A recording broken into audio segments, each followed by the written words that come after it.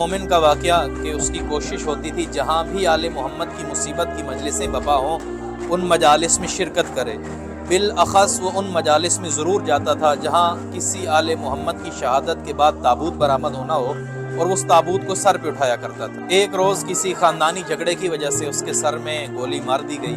زمین پہ گر گیا اور سر سے خون بہنے لگا۔ رشتہ دار قریب آئے اور اس کا بھائی یہ بیان کرتا ہے کہ میں نے سمجھا کہ میرے بھائی کا انتقال ہو گیا ہے، بدن میں کوئی حرکت نہیں تھی، سر سے سارا خون بہہ چکا تھا۔ یا تھوڑی دیر بعد اس کے لب ہلے اور اس میں سے یہ جملے میں نے سنے، السلام علیکہ یا زین العابدین، السلام علیکہ یا زین العابدین۔ ہم اسے جلدی میں قریبی ہسپتال لے جاتے ہیں، جب طبیب دیکھتا ہے تو وہ بھی یہی کہتا ہے خون بہت زیادہ بہہ چکا ہے اور اس کا بچنا محال ہے۔ علاج شروع ہوتا ہے اور معجزاتی طور پہ وہ بچ جاتا ہے۔ کافی عرصہ علاج کے بعد جب اس میں بولنے کی طاقت آتی ہے تو میں پہلا سوال یہی کرتا ہوں، سمجھ چکے تھے تمہارا انتقال ہو گیا ہے لیکن وقت مرگ تمہارے لبوں سے امام زین العابدین پہ سلام سنا ہے، اس واقعے کا کیا مطلب ہے؟ کہا ملک الموت میری روح قبض کر چکا تھا۔ امام زین العابدین نے ملک الموت کو دیکھا اور کہا کہ میں تمہیں اذن الہی سے حکم دیتا ہوں اس کی روح اس کے بدن میں پلٹا دو،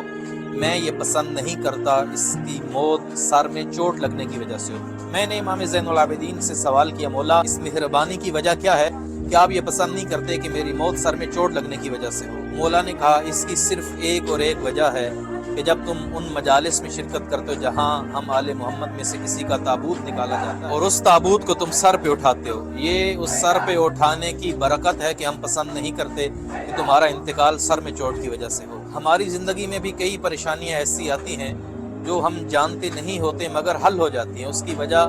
ہم نہیں جانتے، مگر یہ ساری پریشانیوں کا حل برکت اہل بیت ہیں۔ ہمیں چاہیے کہ ہمارے گھر کے قریب جن مجالس میں آل محمد کی شہادت کے ایام میں تابوت نکالا جاتا ہے، تعزیہ نکالا جاتا ہے، ان مجالس میں بھرپور شرکت کریں اور تابوت ائمہ کو اپنے سروں پہ اٹھائیں تاکہ ہم بھی برکات آل محمد میں شامل ہوں۔